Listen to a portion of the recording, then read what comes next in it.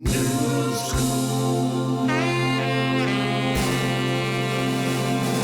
All right, welcome back to Noob School, episode 136. Got a good friend, but a relatively new friend. Only, a couple years? Yeah. A couple years. Dave Peeples.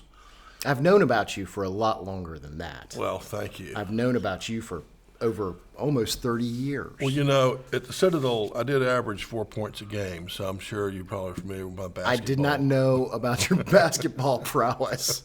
I was a banger. Yeah. Well, that's the funny thing. We've both been in the tech business for a while, me a little bit longer than you by age, but, we've got 89 mutual contacts, and we just met each other. Yeah. Isn't that weird? It we is. met, we thought that was weird. Yeah. That we hadn't met yet. Well, I'd heard about you. I had heard about all the stuff you were doing at DataStream, and I heard, one of the things that made me immediately love you is I heard that every salesperson at DataStream had to watch Tommy Boy. Yeah. That's true. And also used cars. It's another one of my favorite salesmen. Glenn Ross was another one. Coffees for Closure Zone. Yeah, half my training is references those movies, so they got to watch the movie to understand. Absolutely. In their first month, they had to read the entire Atlas Shrugged book. Okay. Rand's book, which is like 1,000 pages of small print. It's way too much for me. Well, it's a lot. It's one of my favorite books. It is very hard to read. But it was, A, I wanted them to read that book. But B, I wanted them to do something hard. I got you. And some of them couldn't do it. And I said, if you don't do it, you're not here anymore. Right. And so we lost some. Yeah. But that's okay. It's just pretty simple. This is what we want you to do. This is before Audible, too. So you couldn't true. just listen to... Or just get a 6-minute summary right? on YouTube. Right? Yeah. But anyway, David's company in Telesoft is, I would say, if not the leader, one of the leaders in identification management. At airports. In airports. We are the leader. You're the leader. Okay. Yeah. So the identification management is, obviously there's lots of places that need that, but you focus on airports. And this is the badge that an airport worker would wear that signifies that they're supposed to be there, they've had their background check. Whether they can drive around the airport, whether they have escort privileges at the airport. So the badge means different things. That's right. Okay. And the privileges, reading it or different colors? Or? Both. Okay. So it's the colors. Can they get into a secure area, or can they just get into public areas? Right. There are going to be different colors, but there are going to be all sorts of little designations. Are they allowed to? And it varies from airport to airport. Yeah. But are they allowed to carry a weapon at the airport? Right. Are they allowed to get into customs areas? Yeah. And there are all sorts of business rules and government regulations that go behind whether or not they can do those things. Have they had the proper background checks? Have they had the proper training? What type of organization do they work for? What were they sponsored for by that organization? Right. And it's, there's a lot of systems that are involved in managing all that. But in the end, we consolidate all that stuff. Yeah.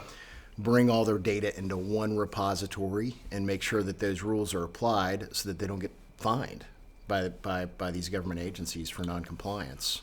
And make things a lot smoother, more efficient, make customer service better. Yeah. You got like a little DMV at every airport. You want to make sure that people don't dread going in there. Right. We just picked up Atlanta Airport, biggest airport in the world. Very proud of it. Wow.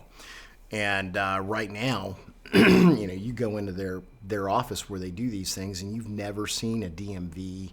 Imagine any of the biggest Greenville DMV and multiply it times 4 at least. Yeah. It's just a massive operation. So streamlining that process is our goal. It's not just our goal; it's what we do. So the DMV at Hartsfield International, whatever. Yeah.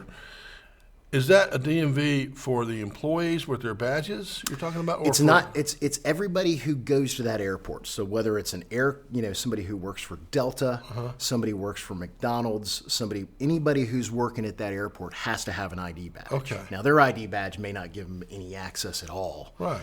But that's everybody has to have one, and all of those at Atlanta are going to be created by our system. Okay. So, yeah, it's like a DMV. Who are you? And what badge do That's you get? right. And, yeah. Well, cool. So, how many airports do you have now? 25. 25. 25. So we have 50% of the large hub airports, and by the end of next year, we're going to have 7 of the top 10 Okay. airports in the country. Nothing international yet, but we're working on it. Do you have any that you're talking to, like in the pipeline? Yeah, Yeah. I started last year. I went to a conference in Frankfurt, Germany called the Passenger Terminal Expo. It's an amazing conference. But what's great is I've also now got a trip slated in to go to Europe every year on the company. Sure. And I get to go over there and just make friends and speak on panels. Yeah. Do this kind of thing Yeah. over there and talk about the stuff that I've learned because I've been around so long. Yeah. That's great. And this is under the kind of heading of cybersecurity, right? Well, I mean, we don't sell cybersecurity products or services, but we use an extraordinary number of them. Okay. We go through, our company's ISO 27001 certified, and we go through SOC 2 Type 2 audits. Everybody goes through monthly training, and then we test the heck out of our people and try to fish them. Try to smish them, vish them. Yeah. We hire outside companies to come in and help test that stuff. I fell for one of those one time. Did you? Yeah, the Amazon one. Oh yeah. Yeah. You bought some gift cards? Yeah, it was like 2 years ago, and it was like, Oh, and it said, Amazon's giving you a free gift card. You're a good customer or something like. I'll take that. $50, and then all of a sudden, all hell broke loose. Yeah. Yeah, I fell for it. But so the reason you have to be so cyber aware and tested is because of what you're providing. That's right. Yeah. We don't want to be a third-party risk for our clients, Right. right? Because our systems are connected to a lot of other systems, and Right. we've seen, airports are critical infrastructure, and we work with other sensitive clients too. So it's really important to us that if they get hacked, it's not because of us. Is Greenville-Spartanburg too small? It's my favorite airport in the country. I love GSP. Yeah. And so we've talked to them, and Yeah. I'm sure that they would love to have our stuff, but our stuff's expensive. Right. It's real expensive. Yeah. So maybe one day. Yeah. That's a good airport. I'm probably going to see. I saw Dave Edwards, who runs the Yeah. airport. I saw him. He was in Germany. He was in really? Germany, but I've seen him twice this year. I saw him in Hawaii last year on the Big Island. And I'm probably going to see him again in January. Just a couple weeks. I'm going back. This is my life now. Well, I love it. I'm going to Hawaii in January. Work. That's right. So it's a hard knocks We were life, talking man. earlier, and you were saying, that the way in this business, because it's relatively small, right? There's not that many airports. They all go to these conferences around the world to learn and network and all that stuff. Yeah. You just show up and get to know everyone, and Tell them some dad jokes, Yeah. and be a little bit vulnerable with them. Right. That's it. South Carolina humor. That's right. We're easy to pick on. Well, that's so cool. And your revenue, how is it? Is it tracking up? Is it growing pretty good? Yeah, we're revenue grows every year. Our costs grow every year significantly. Yeah. We like to take care of our people and Yeah. make sure that we're not losing any. Darn people, they're so expensive. They Yeah. are. Yeah. Well, I mean, they're good ones, the good they're ones. everything, man. That's true. That's all we have. Right. Yeah. But yeah, revenue's good. Revenue's good. You told me it's going to grow pretty well next year. Yeah, we're probably going to grow by about 50% in revenue next year. Nice. So Because when you it's get exciting. a sale, it's such a big deal for an airport to make this change. You get an order today, you might do it 8 months from now or 6 months from now, or Yeah, I mean, typically it would take. Now we just finished Phoenix Airport, which is a big one. Yeah. It's a top 10. We finished them 2 weeks ago. We started on that project. I was having conference calls when I was in Hawaii in January. We didn't have a contract Yeah. signed, but I'm trying to work all that stuff out. We signed with them at the end of February, and they had a requirement that we finish it by the end of the year. They had a system that they had to replace that was end of life. Okay. That we had to be in there, Yeah. and so we committed to doing that, and we finished that project up in about 10 months from contract to close. yeah. Do you remember? I don't know where you were in your technology journey for Y2K? Oh yeah, man. That was the gold I was mine. I was sent out on missions to make money. This is back when I was on the technical side of things. Yeah. But Atlanta Airport was one of the clients that I went to when Y2K proofed their ID office. Yeah, it was a gold mine. Yeah, It was the ultimate deadline.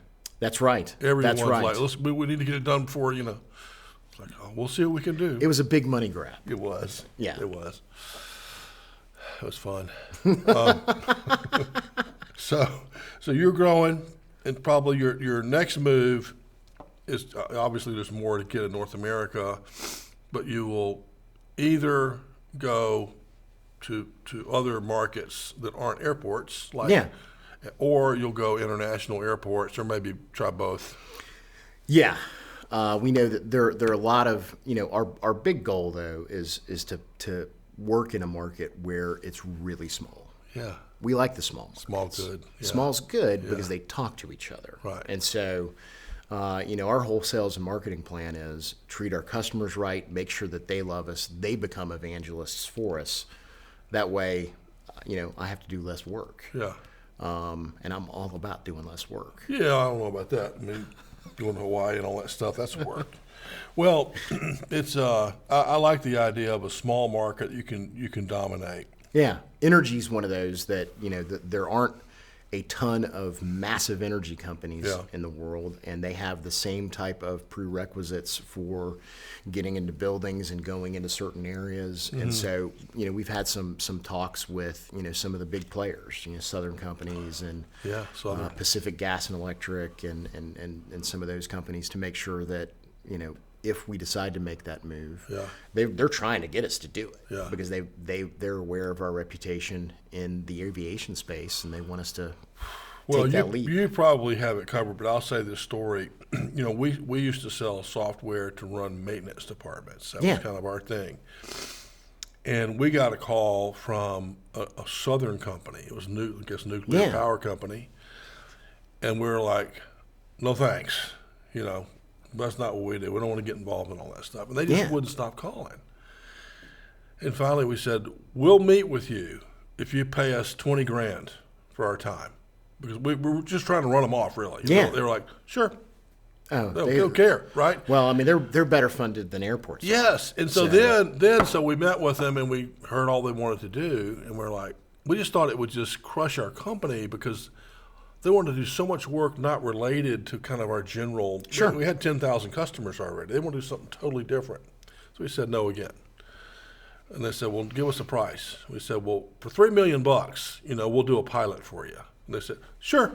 Yeah. I mean, they have so much money. I know. It's crazy. It is crazy. Yeah, and it ended up not working. We knew it was going to work. Yeah. Or we didn't think it would work. But it is interesting how much money they have. Those big power companies. Yeah. So one of those, I know you have some customers outside of airports, and one of them's quite large. So I usually ask the question, tell me about your biggest sale. And I think the biggest sale so far is a little company called the Pentagon. The Pentagon. So take your time and tell us about that deal. Well, I made a friendship with a guy named Roger Rohr. At the time, he was a consultant with Bearing Point, and we were talking about the government post 9/11 released a standard called FIPS 201 that talked about identification standards and how all that stuff worked. Yeah. At the time, I was working for a company called Goddard Technology here in Greenville. But I built a relationship with him, proved that I had read that thing inside and out. Not, it wasn't Atlas Shrugged, but it was probably harder read. I knew my stuff, and we had started developing products for what we thought was going to be the market for that. Well, he loved us so much that he had an opportunity. He moved to the Pentagon because he's a genius and was helping them and said, what these guys do in airports, you ought to look at doing here. Mm-hmm. And he brought me in for a meeting. I happened to be in D.C. because all the airports there are clients, Dallas National, BWI. Yeah. He brought me into the Pentagon, and I just showed them. It was that day, and I said, "Well, I got a presentation I can do, but it's geared toward airports." He said, "We don't care." Yeah. They saw that. They said, "Okay, we want it. We want to do a pilot." This is any salesperson's dream. Yeah. And I said, okay, well, let's do it. And we ended up doing a pilot. It was extremely successful. He said, okay, we're not going to put this at the Pentagon initially, we're going to put it into a building called the Mark Center, which they call the sixth wedge of the Pentagon. It's in Alexandria, Virginia. And we did some cool things for us, and we've been doing it ever since. Okay. And it's the Pentagon Force Protection Agency, so it's not just the Pentagon. Yeah. It's several other defense facilities in the National Capital Region, as they call it. That's pretty cool. That could lead to all kind of stuff. They're a phenomenal research and development partner. We're doing a project for them right now that's just basically eliminating, how the government is. They love their paper forms, and we've eliminated that at airports. And so there's sometimes that the airport market and the things that we're doing there help influence what the Pentagon does next. And there's some things that the Pentagon, they have ideas of doing things, and we do them too. Yeah. It's rare that we do something like the data stream pilot for Southern companies that gets left on the shelf. We did one of those for parking. Yeah. We didn't want to do it, but and that's the only thing that we've ever developed for them that they're not actively using and enhancing. Yeah. And they've got great ideas. So the airports, by the way. Yeah. We don't have to research and development. It comes from our clients. That's wonderful. How do they get the information to you, their ideas? How do they submit? We have conversations most of the time. You talk. So the old-fashioned way. Yeah, the old-fashioned way. We have conversations. Well, so let's break this down a little bit, because what the people that are watching this to learn want to know is, how do you sell the Pentagon? Everyone wants to sell the Pentagon or sell something monstrous like that. Yeah. Big multi-million-dollar deal, long-term deal. So we want to do that. But, it was not luck. It was not luck that you got called that day. You had developed a relationship with that person, I suppose, over many years. Where a couple of years for sure. You knew each other. He knew what you knew how to do. He'd seen your stuff in action. And you had done the work to learn all this stuff and how it works. So someone can just call you up out of the blue and say, come talk to the Pentagon. You're like, sure, I'll be there in 45 minutes, right? Right. Yeah. So that is called time in the saddle and preparation. And, one of the things that happened to me when I was 21 or 22 is I wrote my dad, who was a venture capitalist, I wrote him a letter or called him or something, and I said, I want to be real successful. I kind of want to do it in a hurry. And would you tell me, of all the people you've seen be successful in your life, give me some how-tos and best practices. So he wrote me a damn letter. I swear I wish I could find it, but it was on a yellow legal pad. Yeah. And he listed 12 guys that he knew that had all become, multimillionaire, successful people, like in their, 40s and 50s. And every single one of them, the average length of time in the saddle was 20 years. Yeah. And most of them were within a year or two of 20. Yeah. Because something happens at 20 years. You have made those relationships with this consultant guy you're talking about. Yeah, sure. Right, and you've learned what you're doing, and you have all this web gets more complicated, and all of a sudden you're ready to sell the Pentagon. That's right. You couldn't have done it in year one. No. Yeah. So that's why I tell people, pick your thing that you're good at, that you like, that people will pay for it. So you've picked a good industry, and then just give it some time. Absolutely. Isn't that cool? Yeah. How long from the time that you started in the business to the sale of the Pentagon, how many years was that? Gosh, it was close to 20. It was close to 20. We did not rehearse this. Yeah. Yeah. So let's go back now. Let's take it all the way back. So where did you grow up? I grew up here. You grew up I was born here. Yeah, okay. I grew up here. School? I went to Southside Christian School. Southside Christian. I went to Christ Church. Yeah. Big competitors. Right. Yeah. Rivals. Shannon Forest. That's right. Shannon Forest. And then college? I went to Greenville Tech. Nice. And ended up dropping out because I was making more money than my dad was. We'll see you and Bill Gates and Mark Zuckerberg. I mean, well, I think Bill Gates and Mark Zuckerberg started off at Harvard, though. That's a little bit different of a story. That's all right. That's all right. No, but I think that's it's funny. That's kind of ahead of your time. It used to be such a big deal. Yeah, my dad had a master's degree, Yeah. and he was a teacher. It was a big deal. Yeah. And so it was something that I loved going to school, Yeah.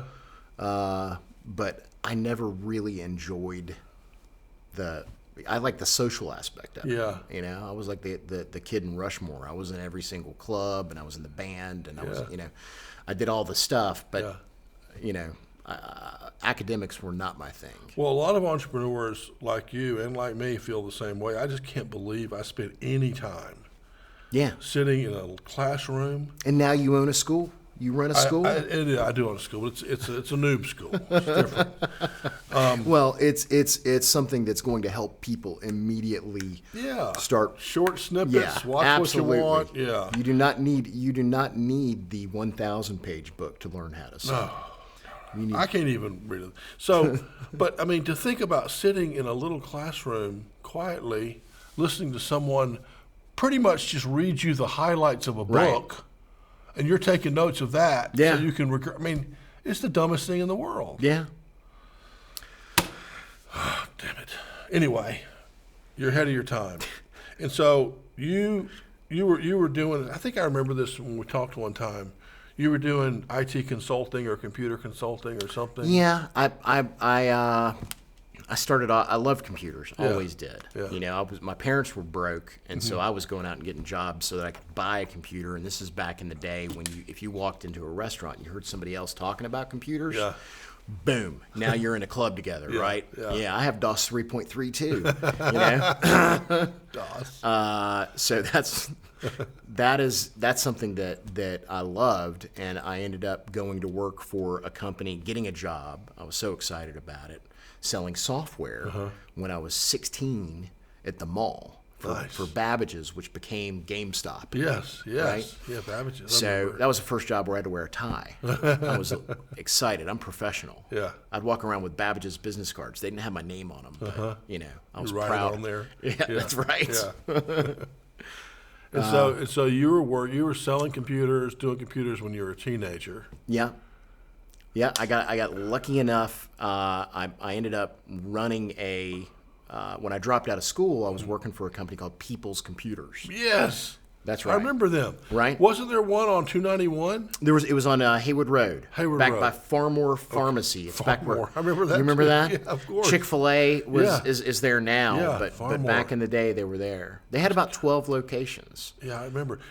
We actually bought our first computers at DataStream from Peeples. That's wild. Yeah. That's great. And of course, they weren't connected to anything. You just you would just, we set up our CRM system. Sure. And we thought, this is it. Yeah. Now that we got in the computer, we're going to sell the hell out of these people. Yeah. And it really did help to know who to call next. It was great. Yeah. We had them in a shoebox before that, our leads, and we'd kind of roll through. We call this one, I called him last week, roll through there. It's crazy. Peeples, man. So, Babbage's and then Peeples. Well, Peeples. there was a stop at Sears. I sold at Sears, and that's where I kind of got my first sales training, which was good. Yeah. They taught me how to sell, service and maintenance agreements on stuff. This is all computer stuff you're selling? Well, no. At Sears, I sold computers, but I also had to sell cell phones and TVs and VCRs. Okay. And I say had to. It was a great job. That's back when you could make a living working at a department store. Right. That's the first job I ever had a commission. You get commission. Right. And it was great. What did they pay commission? How much did they pay? I remember there was a time, and I was in high school, and I made $900 in a week, and I was elated. But Did you go buy like a Trans Am or something? No, I was not a car guy. Okay. I always, and it's one of my problems to this day. I'm not a car guy. I don't really have, I love to travel, and I've got a decent house, but I like spending money on experiences. Yeah. And so I was throwing parties all the time. Okay. Party man. I love it. Yeah. I love it. So this is a great story. So you did all that, and then when did you roll in? Was it Goddard? Goddard. Yeah. That was great. Yeah. It was a guy who worked at Peeples. He went to Goddard. He said, "Man, this is the best job I've ever had. I Okay. get to travel all over the place. I get paid for travel." I thought it was amazing. Yeah. And so I did one interview, didn't get the job.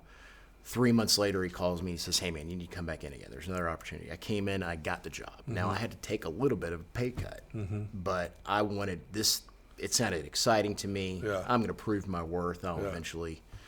And so I did that. And like the first 2 weeks that I was there, they had an installer that was up in New York at Columbia University. He was supposed to be going on vacation, and the project was in total disarray. He didn't say anything. He just left. And so I get a phone call, and they said, "Hey, Dave," or I didn't get a phone call. Lance Hendricks, the guy's name, walked into my cubicle, and he said, "Dave, how'd you like to go to New York City?" I was like, I'd love to go to New York City. And he said, "Good. I need you to go pack a bag and get on a plane tonight." Yeah. And I was like, "I'm honored that you trust me." What I learned is he didn't trust me. Right. It was just I'm a warm body to throw in front of a client. Someone's got to go. But I was able to show up and be empathetic and say, "Hey, we're on this." I didn't know what the hell I was doing. I was brand new with the company. But I'm talking to people back here that did. Yeah. And they helped me walk through. This is on like a Novell network, and it's an Oracle database. I didn't know anything about any of this stuff. It may have been like Informix database. Yeah. It was old stuff. I had no experience with. Yeah. But I was able to get that done, and they basically started sending me around places as kind of a firefighter. They'd send me to places that everybody else who'd been with a company long enough refused to go. Right. And I'd go and, be the young kid who's eager and enthusiastic, and I'm going to do whatever it takes to help you. And so I started, making friends not only with those clients, but also internally. They started to look at me as somebody, "Hey, we can use this guy." Yeah. So You had experience. You loved computers. Spent a lot of time with them. Experience selling at different places. Then you got this job at Goddard where you became, the consultant who goes out and fixes things. that's right. And you did that for how long? Well, I was there about 6 years off and on. I left 4 times. Okay. I quit the company 4 times because I got better offers. Yeah. I'm meeting integration. I'm going on the road, Yeah. and I'm meeting all these companies, and they're like, "Wow, man, we'd love to have you come to work for us." Right. And I'd say, "What are you guys paying?" And so I'd leave. Yeah. And I missed what I did, and I missed the team. And so a little bit of time would go by, and that would still stay in touch, and they'd say, "Hey, we got a project coming up with." Okay. Yeah. Well, I'm making this much money now. Yeah. How much, are you gonna be able to pony up? And I loved working. I loved working for those guys. Great bosses. It was just, Yeah. I also like making money. Yeah, I get it. And you were unlike a college degree in political science, which I have. Yeah. You were actually learning how things work, how to fix systems, how Oracle works with Informix, and all that stuff. Yeah. Your skill stack was growing, and so you got to be getting close now to when you left and started your own company. I did. And it wasn't just one. I started a couple of them. Okay. I started them both with one of the developers at Goddard. One was called New Paradigm Software, and that was a massive failure. Learning experience. Yeah. Right. It was a learning experience. But we had the idea that it would be really cool for body shops. Who it's not like a repair shop where you bring your car in and it's repaired that day and goes back out. Body shops, that car's going to be there for a month. It's going to have to go through different insurance adjustments. It's going to have to go through. They need a better way of tracking this than a yellow legal pad. And so we got a. You remember the old iPacs, the handheld devices. It was before the Blackberries came out. I don't think I remember the iPac. I remember the Newton, but not the iPac. It may not have been. It may not have even been called the Okay. iPac. Whatever. It was a handheld device from Compaq. Okay. And Okay. the thing that was cool about that is you could actually mount a camera to it. And so you could carry this thing around. You could take pictures of the cars and put them in a database. And so we had a really cool front end for the phone. Well, it wasn't a phone, but at the time, that's the closest thing to it. We were doing mobile software development. Yeah. And we had a really cool app so that they could keep track of everything and make sure they weren't missing deadlines. What we just couldn't, we could sell it. We sold it to Toyota of Greenville. But the people who were running the body shop didn't want to use it. They didn't want to use it. Yeah. So we just never gained any traction with that. Yeah, well, we did end up signing a small contract with the state of South Carolina to do some stuff, and then we sold basically that contract and our company back to Goddard. And at that time that I came back, basically, well, now I'm doing well. Now I'm a VP and I own part of the company, and well, that's not a failure. That's that's right.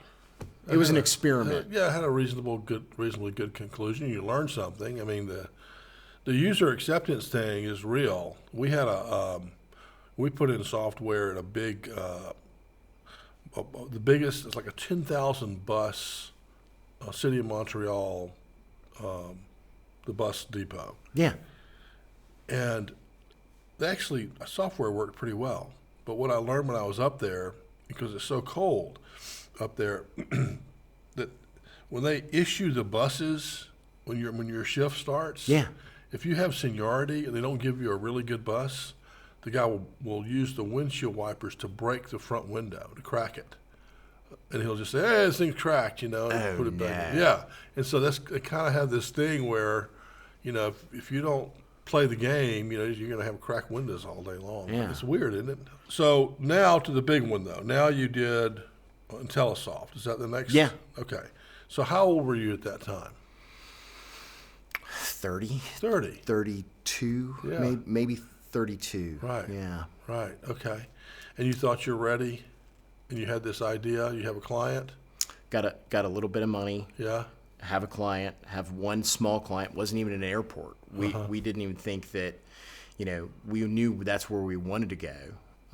And we were actually subcontracting back to Goddard.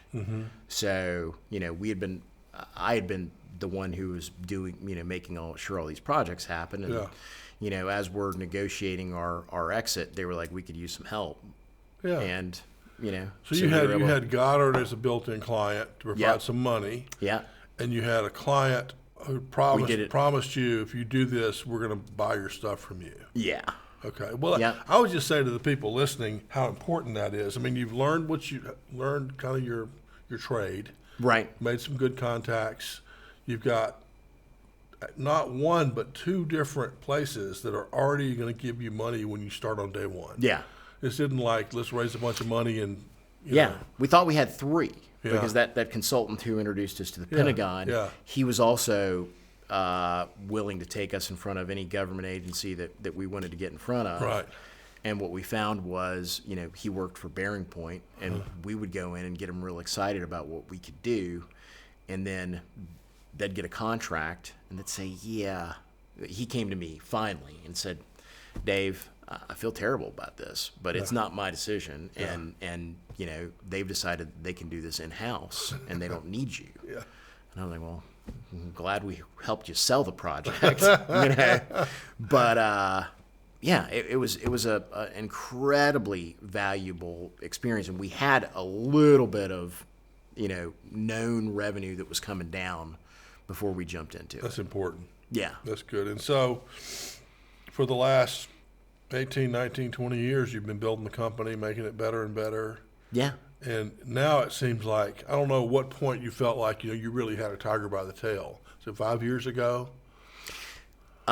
It was probably when we were able to get the Port Authority of New York and New Jersey. So we sold JFK, LaGuardia, Newark, and Stewart Airports all in one sale. And I would say that's my biggest sale next to the Pentagon, but I cannot take full credit for that because we brought in one of your old disciples, Russ Compton, from DataStream of course. back in the day. So he was helping you then? Yeah. He was helping me out with sales, and but when we got that, it was like, we're competing with companies. HID was our biggest competitor, Right. and they're owned by Assa Abloy. They're it's, I don't know, Fortune 50 company maybe. Yeah. And so we went up against the big guys, and we were able to get that project. That's probably, Pentagon happened before that, though. Yeah. So Pentagon's when I kind of arrived, I guess. Yeah. And are you selling your product now on a SaaS basis? No. Really? No, So I know. We've had this way? conversation. We are doing it the old-fashioned way, and a lot of that's due to procurement and the way that procurement's structured with airports, and that's changing. It's shifting. Yeah. But we do have an annual recurring revenue model based on our support. But no, we're selling perpetual licenses, man. Well, I'm glad this is being recorded. Every time we talk, I wish I had a recording of our conversation. Okay. But we definitely need to talk more because the last time we talked about this, there were words of wisdom, and I'm just too dumb. I probably need to see if I can buy some of your time to help me with that I'll transition. be happy to help you anytime, but I can tell you, having gone through it myself, Yeah. it's easier said than done. Meaning, it's easier for me to say it because I kind of know what's going to happen. Right. But this is your company and your money and your customers, and you're just worried what's going to happen when you say it. And Well, the two, and this is something that we've been every year in January we'll have an executive retreat where we'll get together and we'll talk about what we're going to do this year. But the most important thing is above any strategic goals is we got to protect two things: our reputation and our company culture. Have to protect those two things. They're very interrelated, and if we can protect those two things, we're going to be great. As long as we can make sure those things stay the same. So switching to that SaaS model. I'll help you with it, but I'll tell you the story that happened to us. We had, after 20 years, or let's say 19 years of building the company, we were at about $100 million a year. 35 was recurring from maintenance contracts. Right. That's great. Let's say 35 was services, and the other 35 was new license sales. Yeah. Which meant every quarter we had to find, You're feeding the beast. essentially $10 million in new license sales every quarter, just to keep on that 100 pace. Yeah. Which is that's hard. It's hard to do, and we would have this conversation about going to SaaS and switching to a recurring model, and what are the customers going to say? They're going to get mad when we switch them, and they've been this way for 8 years. All these things would just be rolling around in our heads, and we'd end up just not doing it. Yeah. And so we sold the company, and the new company came in. They were much bigger than us. They could withstand pretty much anything, so they didn't care. And they told the salespeople, you can sell recurring or you can sell the old way, but we're not paying any commission on the old way. So it's up to you. Right. So that they immediately started selling recurring only. Yeah. Easy peasy. And for the old customers, they just put a thing in place. They did like a series of messages. Yeah. We're planning on doing this. We're going to add this thing. You're going to get this thing. Blah, blah, blah, blah. And then and it took maybe a year and a half to kind of get everyone switched over in a nice way. Yeah. To where everyone's now paying just this much money. And it was a lot more money than what they were paying before in renewals. Yeah. They've taken the company to $300 million. Yeah. Pretty much a lot of that is just that one change. Yeah. Crazy, isn't it? It is. Anyway, we'll talk more about that. Let me ask you this, since we're running out of time. I know how valuable your time is go sell another Pentagon. Is the Chat GPT and Grok and that kind of stuff, is that affecting your business at all? It's helping me a lot. Tell me how. Well, writer's block doesn't exist anymore, right? Right. You have a draft in that's 30 right. seconds. Well, my biggest problem is I would write stuff and I could vomit out all the details. Yeah. That's not a problem. But then it's, okay, now I need to figure out what the outline of this is so that I can take all this information and put it in something that's cohesive and concise. I don't have that problem anymore.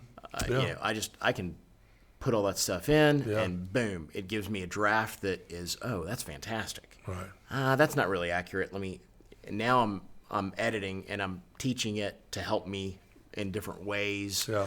And so that's a game changer. From a, you know, communication perspective, I think that, you know, one of the things that people hate doing is writing reports. You know, and reports and documentation are incredibly important. But that's not a strength of everybody. You know, I've got a VP of engineering who is amazing at his job. He's great. But I found out within a couple months of hiring this guy, when we had a big RFP come out that we were interested in responding to, I was like, hey, man, can you write something up on how we do this? Yeah. It was bad. He couldn't do it. But now he can. Okay, yeah. Now he can. And so everybody inside of our organization, Claude, you familiar with Claude? Yeah. My goodness. That's a better one? You like that one better? Claude's better at a lot of stuff. Okay. It's PhD level writing. Okay. You know, the prose that comes out of Claude's a lot better than comes out of ChatGPT, even 01. But I've also had it do things and take documents and turn them into multiple choice tests. Try to do it with ChatGPT, it's going to make some stuff up. I'm hoping that Eve McCall with Microsoft doesn't see this. Because she'll be upset that I'm talking smack about ChatGPT. Well, how about Grok? Do you use that one? I don't. Okay, that's the one I use mainly. It's the one on X. Yeah. I'm not on social media at all. No? Not at all. Well, I have a LinkedIn account. Okay. But it's got an auto responder. If you send me a message on it, it'll tell you that I don't check my LinkedIn messages very often. Well, we could talk all day about social, because I can argue both sides of it. There's a guy coming later to who just looks like you, does no social media, and I'm like, but man, you know, people can find you and bring you business opportunities and blah blah blah. He goes, yeah. He goes, but it also would cost me, you know, 2 hours a day, right? Yeah. To be focusing on my business or my family or exercising or whatever. So I understand both sides. I had a brother-in-law tell me in the early days of Facebook that I had to get on Facebook. Yeah. It's amazing. It's the best thing I've ever seen. It's so cool. He said, I'm addicted to it. I spend 4 or 5 hours a day on it now. And I said, you just unsold me. Yeah. I don't want it. Unsold. Yeah. All right. What's your favorite book? Man, I read a lot. Most of the stuff I read is junk, right? I read all the Lee Child, Jack Reacher books. I'm reading Lucas Davenport novel right now. So if you want like sales and business books. No, just all-time favorite book. There was the guy who released the Pentagon Papers, Daniel Ellsberg. He wrote a book called Secrets. It's about the release of the Pentagon Papers and his involvement in working for the Rand Corporation. He basically answered to Robert McNamara. Yeah. So it spans the whole thing, and they ended up. It was a true story, but it read like a novel. This guy starts off and he's in Cambodia and Vietnam, and it's just an amazing book about everything leading up to Watergate. Love that book. I might have to read that. Love that sounds that book. good. Yeah, it's one of the books that if I'm going to give away a book, That's the one. I like that book. I'm a huge fan of The Infinite Game by Simon Sinek. Love that guy. Start with Why is also a great book. Yep. I mentioned, I don't know if I did it before we started recording, but there's a book called Purple Cow. Yes. From Seth Godin. Yeah. And that's, I love that guy's podcast too. Yeah. Akimbo. Very low energy. Yeah. But man, he's smart. Yeah. My dad was a voracious reader, and he loved things like the Jack Reacher and those kind of those things. But so what he did, he's a very disciplined man, unlike myself. But he would say, I'm going to read one mystery novel or one spy novel, and then one like, Shakespeare or, something Yeah. good for me. Right. And he Eat your did that. He vegetables. was just one and then one and one and one. I find that my Audible, I do the same thing. I'll buy a mind candy book, and then I'll buy something that's going to be good for me. Yeah. And then I have a lot of all my unread books, or those books that are good for me. I've got a ton of them piled I've got up. so many. Yeah. I have so many. Wish there was some way to just like instantly get it in your brain. Yeah, Matrix style. Yeah, Matrix style. How about favorite band? Man, the Beatles. The Beatles, Beatles. It's an easy answer. Yeah. They've got there's a new documentary on Disney Plus of what happened in '64 and the craziness around Beatlemania.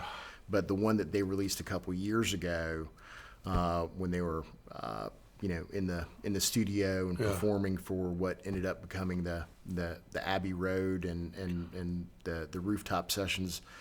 I watched that and cried a couple times. I mean, it great documentary. Love their music. Yeah. They were just around for a very brief period of time. Yeah, and so much work. Amazing work.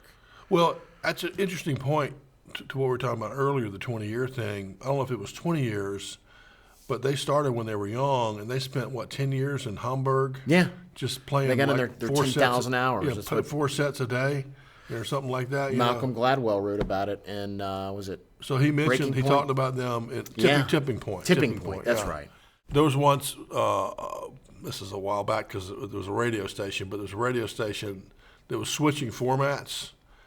And for the switch, for like 3 days, they only played Beatles with no commercials. So this is before, this was in Hendersonville. Okay. And so it was before streaming because this was so cool. Yeah. But I just kept thinking, oh my God, there's another. It's a banger and a banger. Yeah. All of them are great. One after another. Yeah. Yeah, okay, I'm with you on that. And then favorite word? Love. Love. Love. Love will keep us together. I love that word. Love. Well, I gotta go. That's all you need. Love is all you Love need. is all you need. Love will keep us together. That's right. Yes.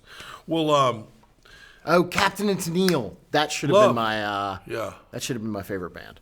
Love will keep that. I love. Is that Love and- Well, is that I Captain like the English Bulldog, and I like the hat. Yeah. I like the music. Everything about that band I like. Yeah. And was it a brother and sister? I don't know. I'm not 100% sure. Okay. All right. Now, is there anything you'd like to promote today? Nothing. No. I want to promote your book. Let's promote your book, Sales for Noobs, and your services. You're one of the best salespeople, one of the best sales coaches I've ever heard. I've known about you for decades because you're a legend. The way that you helped your team and helped mentor your team is an example of the way that I want to mentor my people. Good.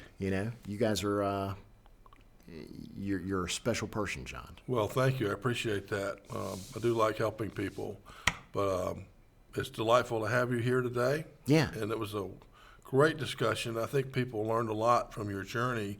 And again, I mean, you started early. You picked something you loved, which was computers. You learned how to do it, found your opportunity, took a customer with you, and here you are, 20 years later with overnight success. Yeah, that's exactly right.